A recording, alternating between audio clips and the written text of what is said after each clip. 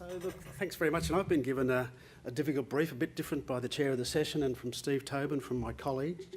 So I'm going to try and do what I can. But the question that Steve posed, which really was, the title was, do my colleagues get this?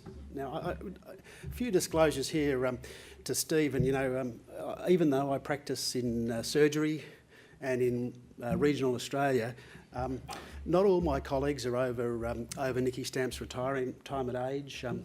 They're not all male. And in fact, our most recent one is a Vietnamese who arrived in the country age 1 as a refugee by boat. So clearly many of my colleagues do get this idea of, and I'm more interested in enhancement than measurement, but clearly if we can't measure, can we enhance? Maybe not.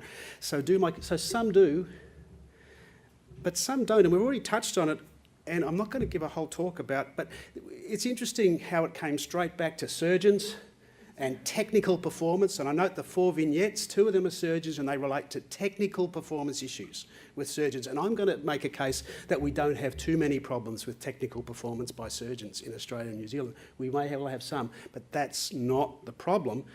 And the expert advisory group that we set up, several hundred pages of documentation reduced to one PowerPoint slide that gives some figures that are quite disturbing.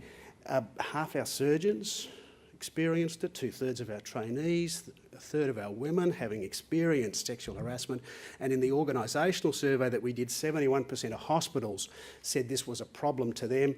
Many of our international medical graduates reporting discrimination. So clearly, not all my colleagues get this. And then we had some reactions, and I'm really indebted to Joanna Flynn, who's in the audience, was a member of the expert advisory group, for suggesting this concept to us that we had a grief reaction on our hands. And I can empathise with this slide because I think I've had all these emotions personally in the last 12 months. Certainly we've had some anger. There's still a lot of denial. Some of us, we've heard about depression, and we do need to get to acceptance that this is a problem, but it's not actually a very enjoyable journey. So if I rephrase the question, do my colleagues get this? I'm just going to ask, before I answer that, is do other people get it? So who else does get it? So we've heard from Susan, and she gets it. And but is that representative of every public hospital employer across Australia and New Zealand? I can assure you that it's not. And even in an employer where you got it, where you had the performance reviews in place, you still were alluding to the fact that there's still a problem with behaviour. And it's not just surgeons, but surgeons might be the worst offenders. So the employers, do they all get it? No. We've heard about the private hospitals, and I think there's some real questions. And will a private hospital tackle a high-profile surgeon that brings in several $1 million of income to the hospital? And the examples I've seen around the country is that some will, but most won't. What about our sister colleges, many of whom agree that they've got a problem and share it? Some have some figures of their own to prove it, but not every college believes it. And there's one very large college that doesn't appear to believe it's got a problem. But once you start to get active in this area, a whole lot of people start talking to you, and believe me, this problem is right across healthcare in Australia. It's not restricted to surgery, and there's no college that's immune.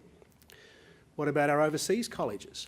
And it's pleasing to hear that the Royal College from Canada is taking some steps in this area, but only just starting to take some steps in this area. But we received lots of letters of congratulation from around the world, but looking back, we haven't seen much activity on an international front in this area. So I'm not sure how much overseas colleges think this is just a problem down under. We can assure you from the figures we've got, there's no difference between the rates in Australia and in New Zealand. And my best guess is there'd be pretty high rates in a lot of other countries as well. And the regulators, have they really got this and grasped it? We've got some regulators in the room, and I certainly don't want to offend any of them, but I would argue that up till now the regulators in Australia and New Zealand have been slow to react in this area. So I think we really need to turn it around is, do they get it? But how can we help my colleagues to get this? So I'll tell you what we did, and at the end in the discussion you might have some more ideas for us or some feedback on what we've done right and things we could do better.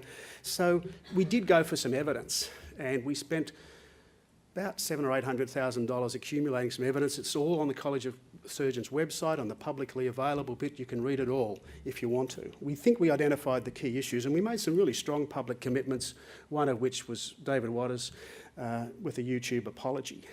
There's been steely resolve from the RACS Council about this.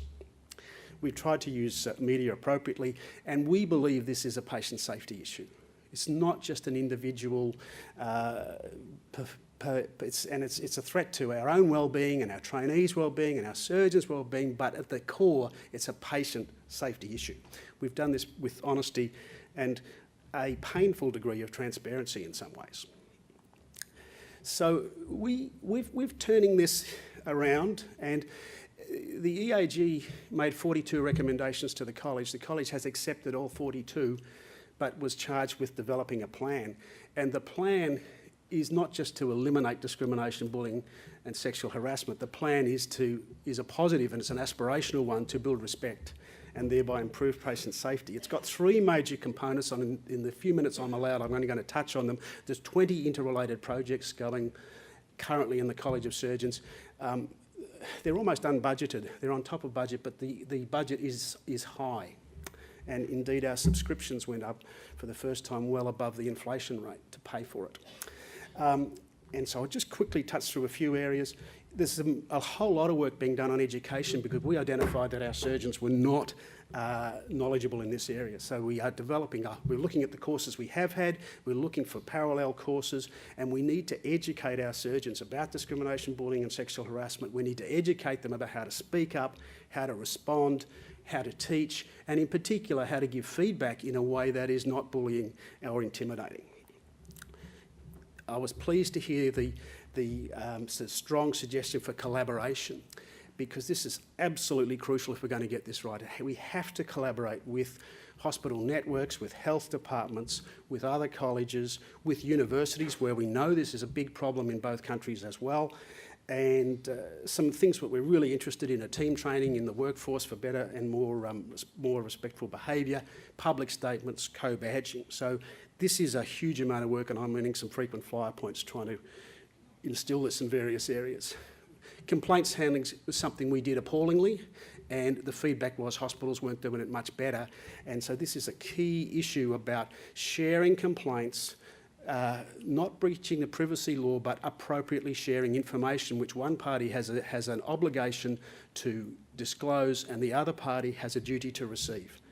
We need to be able to manage anonymous or confidential complaints, and we need interventions that are appropriate with good remediation strategy. And there are sanctions, but at the end, that's not what we're after, sanctions. We're after improving the behaviour.